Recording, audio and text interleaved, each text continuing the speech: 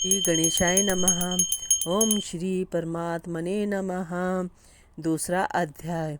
संजय बोले, वैसी कायरता से व्याप्त हुए उन अर्जुन के प्रति जो कि विषाद कर रहे हैं और आंसुओं के कारण जिनके नेत्रों की देखने की शक्ति अवरुद्ध हो रही है, भगवान मधुसूदन यह वचन बोले।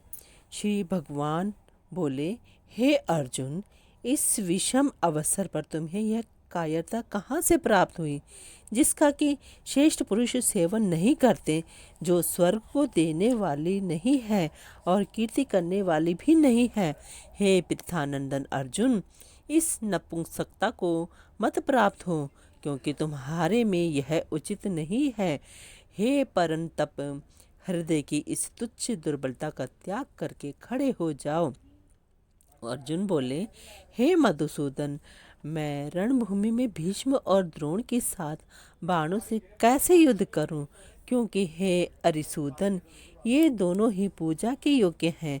महानुभाव गुरुजनों को न मारकर इस श्लोक में मैं भिक्षा का अन्न खाना भी श्रेष्ठ समझता हूँ, क्योंकि गुरुजनों को मारकर यहाँ रक्त से सने हुए तथा धन की कामना की मुख्यता वाले भोगों को ही तो भोगूंगा।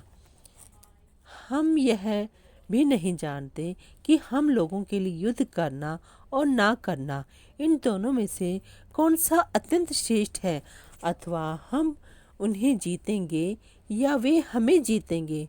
जिनको मारकर हम जीना भी नहीं चाहते, वे हे धृतराष्ट्र के संबंधी हमारे सामने खड़े हैं। कायरता रूप दोष से तिरस्कृत स्वभाव वाले और धर्म के विषय में मोहित अंतःकरण वाला मैं आपसे पूछता हूँ कि जो निश्चित कल्याण करने वाली हो, वह बात मेरे लिए कहिए। मैं आपका शिष्य हूँ, आपके शरण हुए मुझे शिक्षा दीजिए।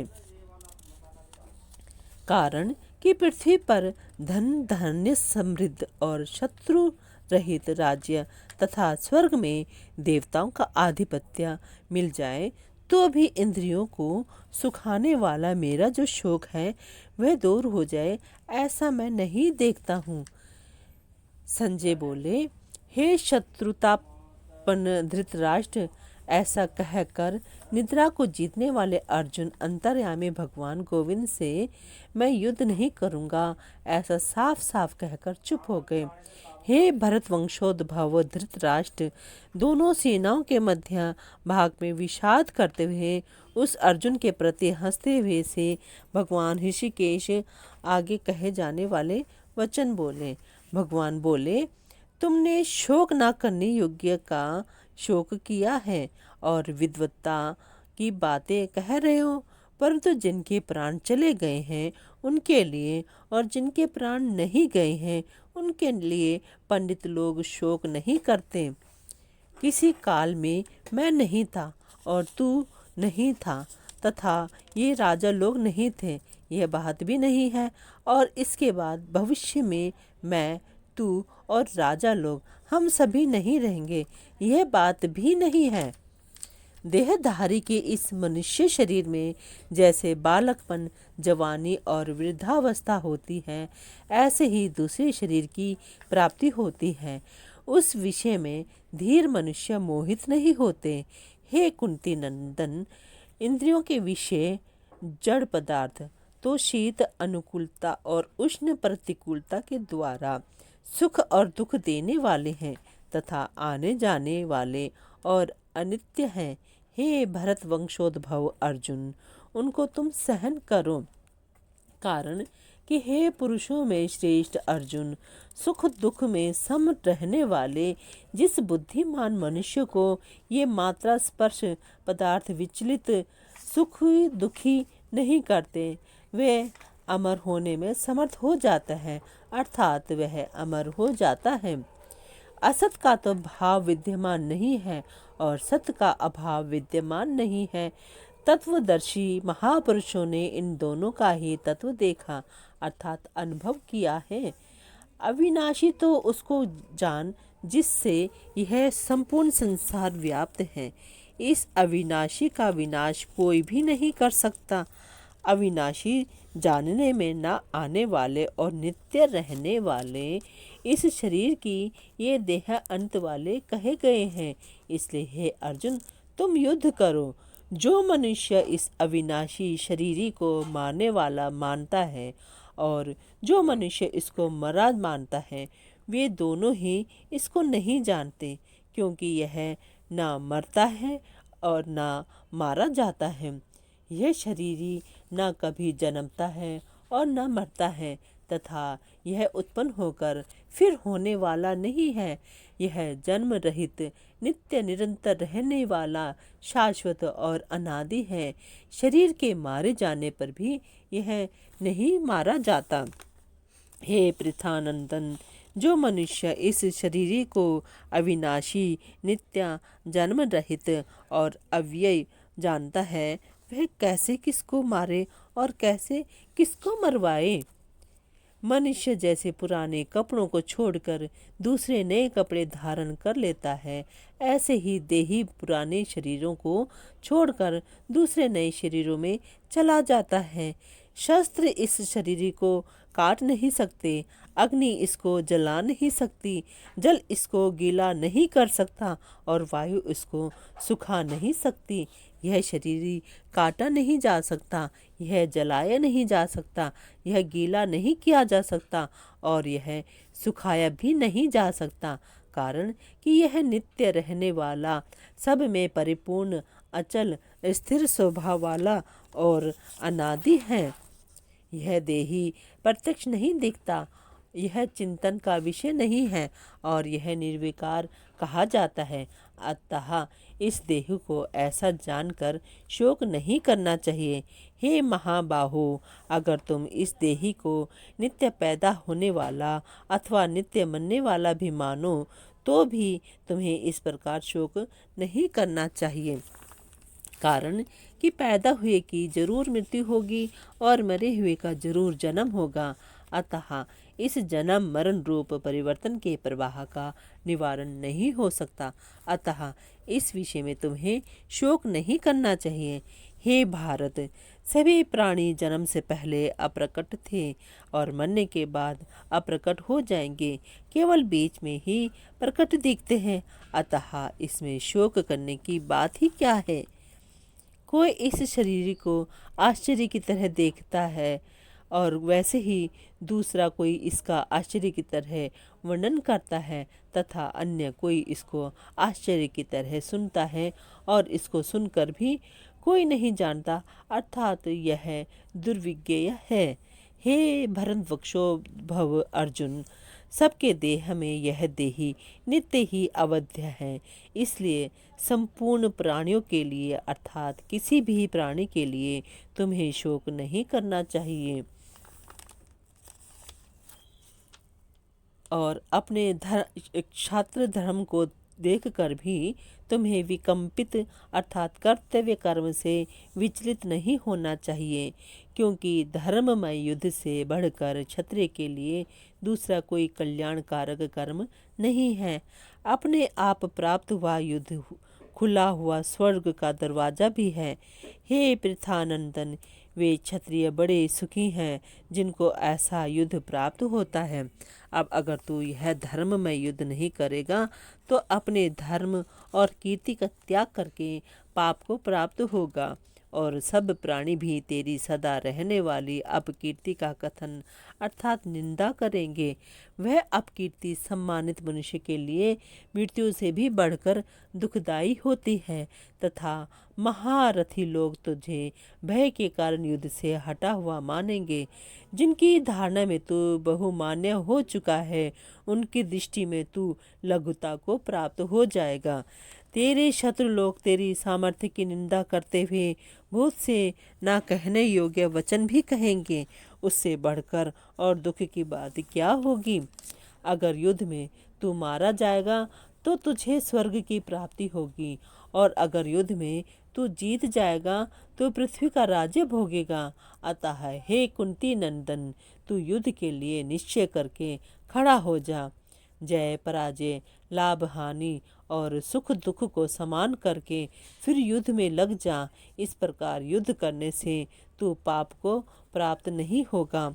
हे पार्थ, यह समबुद्धि तेरे लिए पहले सांख्य योग कही गई और अब तू इसको कर्म योग के विषय में सुन। जिस समबुद्धि से युक्त हुआ तू कर्म बंधन का त्याग कर देगा।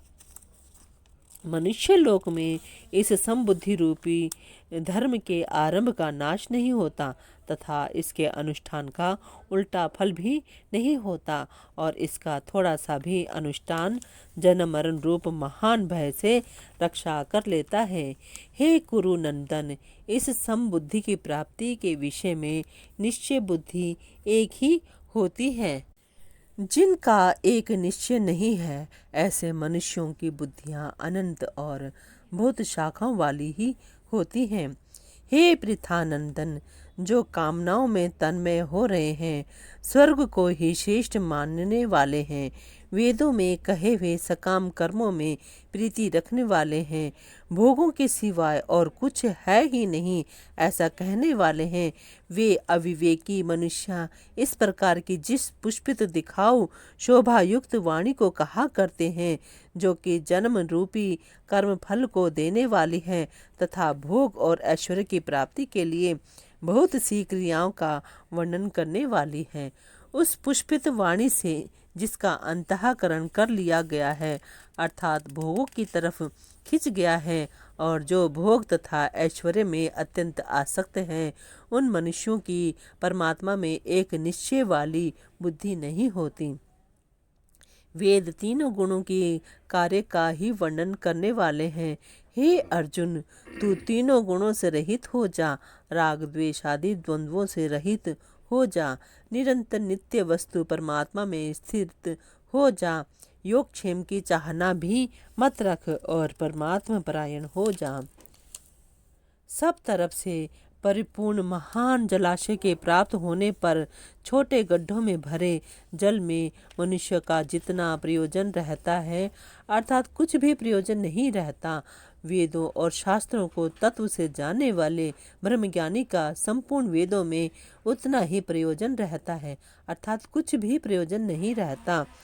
कर्तव्य कर्म करने में ही तेरा अधिकार है, फलों में कभी नहीं। अतः तू कर्म फल का हेतु भी मत बन और तेरी कर्म ना करने में भी आसक्ति ना हो।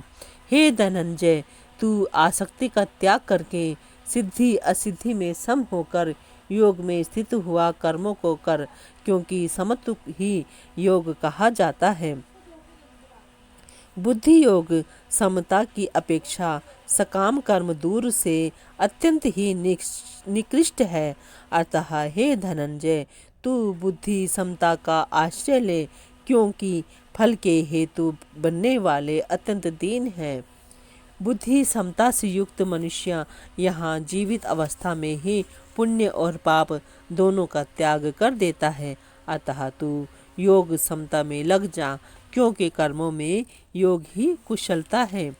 कारण कि समता युक्त बुद्धिमान साधक कर्मजन्य फल का अर्थात संसार मात्र का त्याग करके जन्म रूप बंधन से मुक्त होकर निर्विकार पद को प्राप्त हो जाते हैं।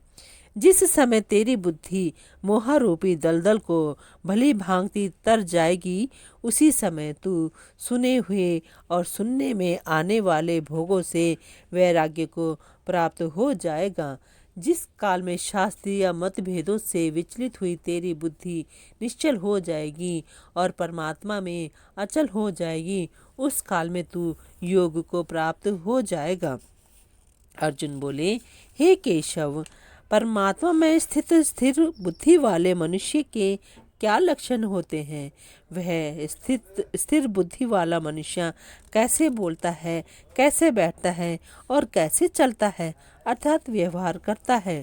श्री भगवान बोले, हे पृथानंदन, जिस काल में साधक मन में आई संपूर्ण कामनाओं का भली भांति त्याग कर देता है और अपने आप में ही संतुष्ट रहता है, उस काल में वह स्थिर बुद्धि कहा जाता है। दुखों की प्राप्ति होने पर जिसके मन में उद्वेग नहीं होता और सुखों की प्राप्ति होने पर जिसके मन में स्पृहा नहीं होती, तथा जो राग भय और क्रोध से सर्वथा रहित हो गया है, वह मननशील मनुष्य स्थिर बुद्धि कहा जाता है। सब जगह आसक्ति रहित हुआ जो मनुष्य उस शुभ अशुभ को प्राप्त करके ना तो प्रसन्न होता है और ना द्वेष करता है, उसकी बुद्धि स्थिर है।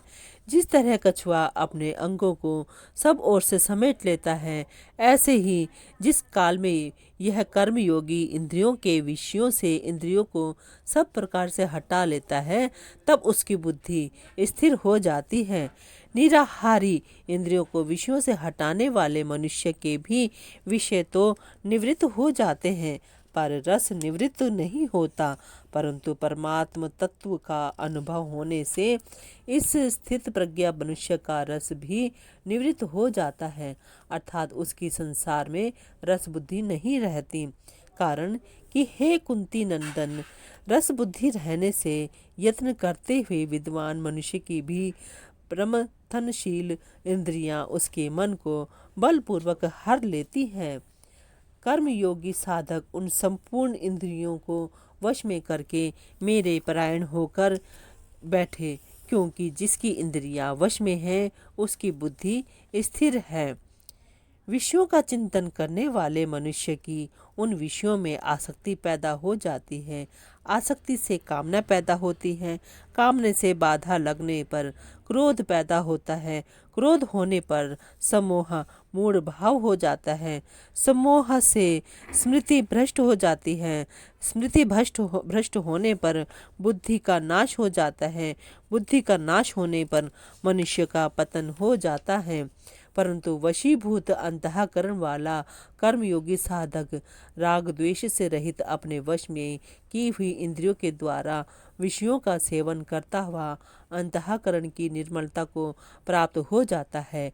अंतःकरण की निर्मलता प्राप्त होने पर साधक के संपूर्ण दुखों का नाश हो जाता है और ऐसे शुद्ध चित्त वाले साधक की बुद्धि निस्संदेह बहुत जल्दी परमात्मा में स्थिर हो जाती है।